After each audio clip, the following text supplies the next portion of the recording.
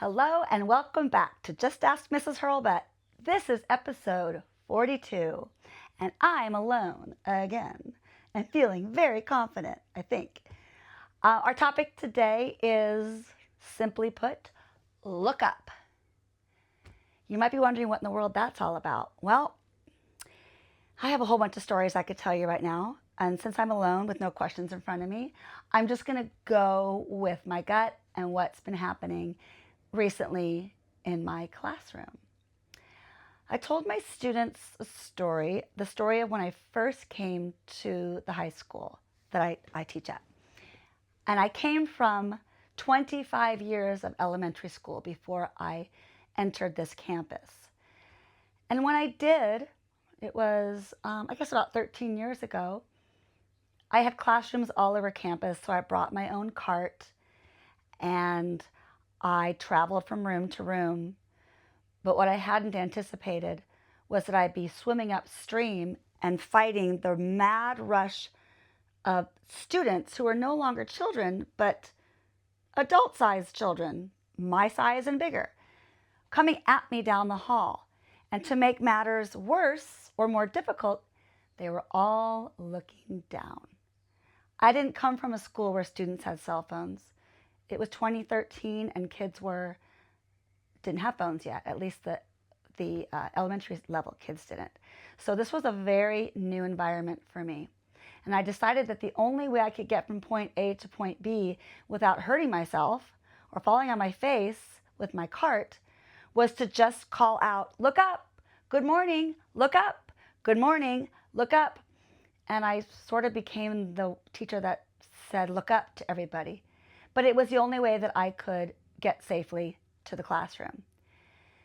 And then I realized, oh my goodness, these kids are so absorbed in their phone, they're missing everything that's going on around them. And yeah, for their safety, they should look up, but it's so much more than that. I believe that for every person who's looking down at their phone, an opportunity is missed.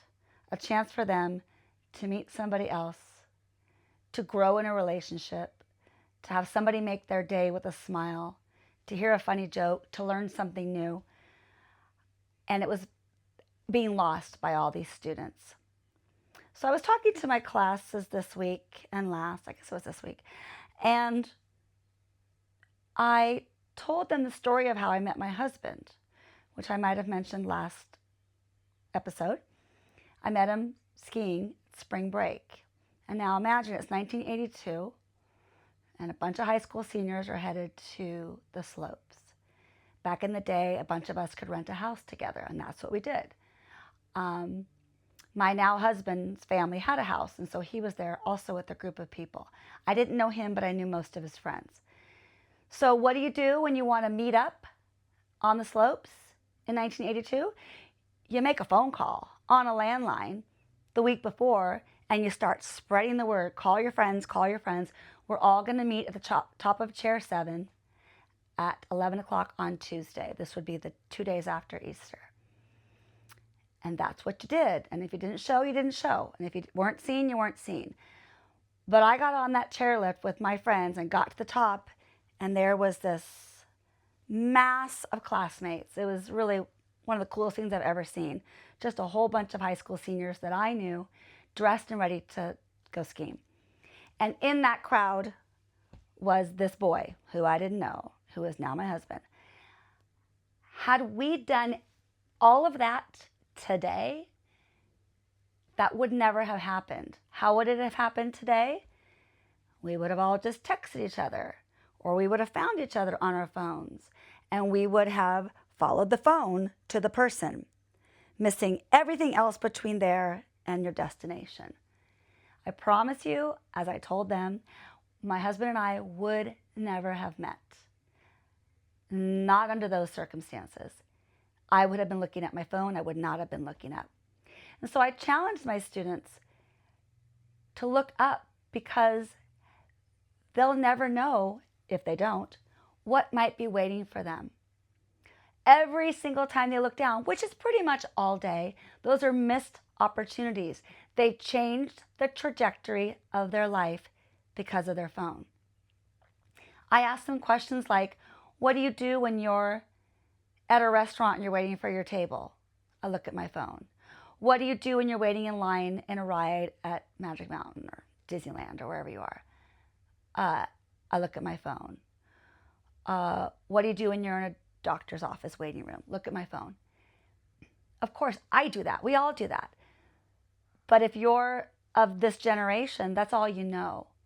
And so I asked them to consider all the things that they might be missing and that how different their life would be if they just looked up. Once again, I'm not telling them to get rid of their cell phones, but I am asking them to treat it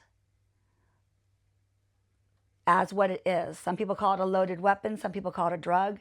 Call it what you will, but if you aren't tempering your behavior with it and you aren't setting your own boundaries and restrictions, there's a whole lot of things that are wrong with that. But if nothing else, consider what you're missing out on. So I sent my students out to do just that. The last thing I've said to them the last couple of days of school is look up, bye, have a great day. Don't forget to look up. Or I'd say don't forget to, and they all remember to respond, look up. So now they're coming back to me and they're telling me stories about what's happened in 24 hours where they've taken the time to look up. They ran into somebody they knew in the hallway. They had quality time with their father while waiting for, I forget what they were waiting for, but instead of sitting on their phones, they took a walk. There's so many wonderful opportunities waiting for you if you just look up. I show this beautiful video and I highly recommend you watch it. It's called Fittingly, Look Up.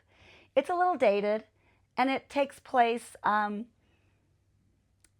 don't know, maybe 10, 15 years ago.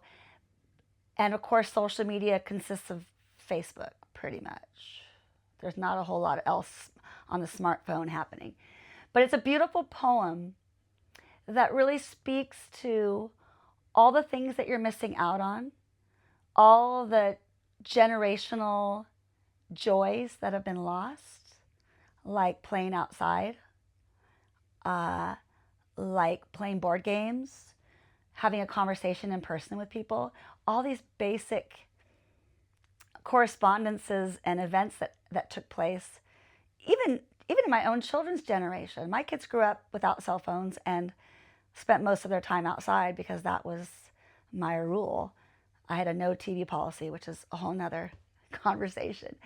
But so devices were not really a welcome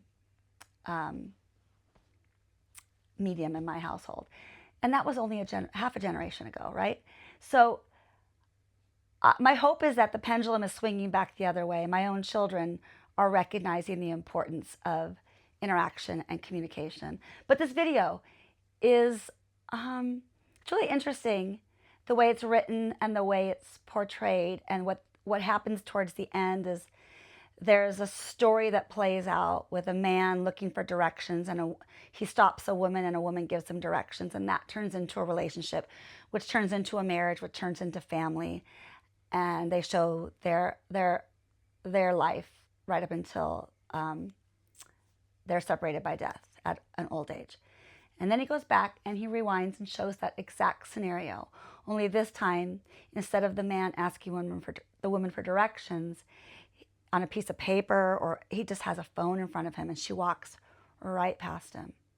It seems like the most benign oversight, and yet fictionally, it changed everything. So this is one guy who looked down once.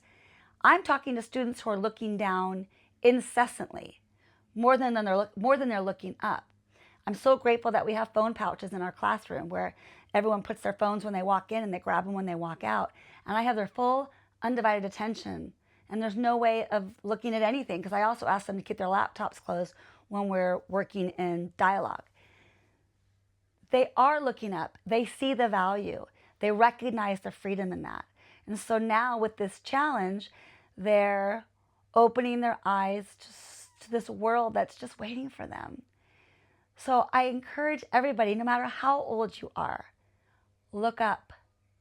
Look away from your phone. He says something in the show, in the video, about we have smartphones, but we're dumb people. Let's not be that. Let's choose the smart way of building relationships. I went to a baseball game, a Major League Baseball game last night, and it's all I could think about. Watching the crowds and us sitting with my family and chatting it up with the people behind us and laughing at what happened in front of us and following the camera as it captures people's smiling faces and high fives. And I'm thinking that's how it's supposed to be. They're all looking up. Everyone's looking up. They all have their eye on the same goal, and humanity is doing what it's supposed to be doing. So, everybody out there, if you're still listening, look up. It could change your life. Thanks for listening. I'll see you soon.